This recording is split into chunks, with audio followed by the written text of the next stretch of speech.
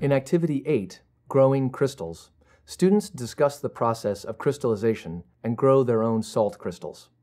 You will need the following materials from the kit: Activity Sheet 8, 1-quart containers, calibrated cups, plastic cups, tongue depressor, plastic trays, ammonia, bluing, salt, sponges, and the rock guide. You will also need to provide safety goggles, newspapers, pitcher, scissors, and tap water. To prepare for Session 1, make a copy of Activity Sheet 8 for each student. Make sure to have the rock guide on hand for reference. Cut each dry sponge into 6 pieces and then retrieve a container for each team of 4. Place 2 sponge pieces in each container. Fill the pitcher with tap water. Note that this activity requires the careful mixing of equal quantities of different materials, some of which are potentially harmful if mishandled. Both ammonia and bluing are poisonous, and the bluing will stain clothes and skin. If you think your students will be unable to measure and mix these substances safely, mix them yourself and distribute the necessary amount to each team. Otherwise, place the 4 ingredients in a centrally located area that students can access later in the activity, and provide each student with a pair of safety goggles. Each team of 4 students will need 1 plastic tray, 1 container with 2 pieces of dry sponge, 4 calibrated cups, 1 plastic cup, 1 tongue depressor, and 2 magnifiers. Each team should cover their work areas with newspaper. Finally, place 2 bottles of ammonia, the bottle of bluing, the container of salt, and the pitcher of water at a distribution station. To begin Session 1, explain that crystallization is the process by which crystals are formed. Then, define evaporation as the conversion of a substance from a liquid state to a gaseous state.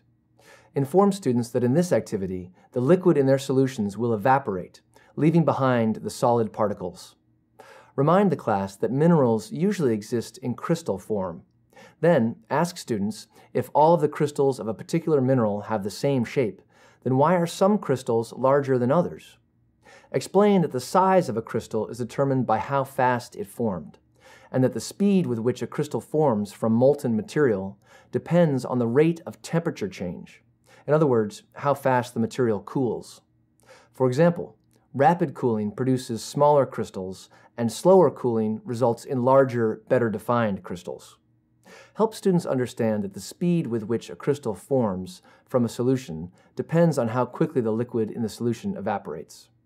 Faster evaporation causes smaller crystals to form, and slower evaporation causes larger, better defined crystals. For example, the crystals in table salt and rock salt are structurally the same.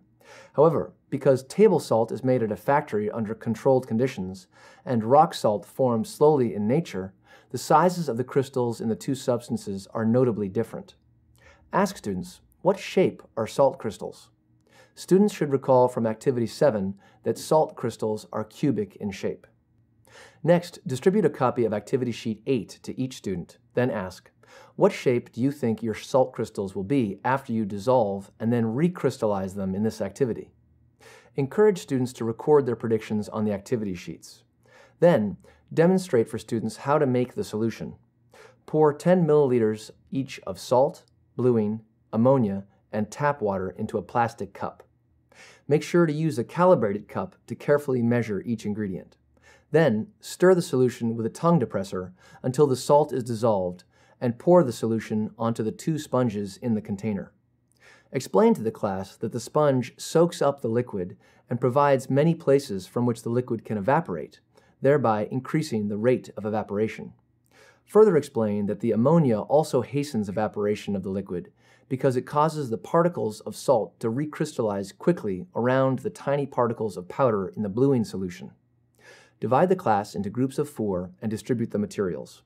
Teams should store their containers where they can be observed but not disturbed and kept away from drafts. Instruct students to wear safety goggles when working with the solution. Also, students should not taste the solution or crystals, and make sure they wash their hands thoroughly after working with the solution. To begin, tell students to combine the ingredients into the plastic cup. Remind them to stir the solution until the salt has dissolved completely. Then, have students pour the solution over the sponges in the container. Depending on the temperature and humidity in the classroom, crystals should begin to appear after anywhere from several hours to 2 or 3 days.